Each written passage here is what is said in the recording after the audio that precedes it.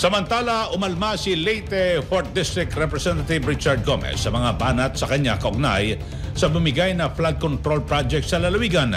Matatandaan na inuugnay ni Magtao Leyte Mayor Bernie Tacoy si Gomez sa nasirang proyekto.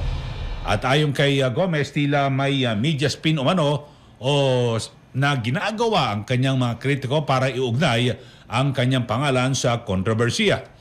Ipinakita ni Gomez na sa kanyang social media ang mga text messages ng ilang taga-media na humihiling na makapanayam siya para hingin ang kanyang panig sa nasabing flood control project. Giit pa ni Gomez, halatang makakapareho umano ang tanong ng mga taga-media na nais siyang makapanayam. Halataan niyang may kumukumpas at gumagastos umano sa tinatawag niyang media spin.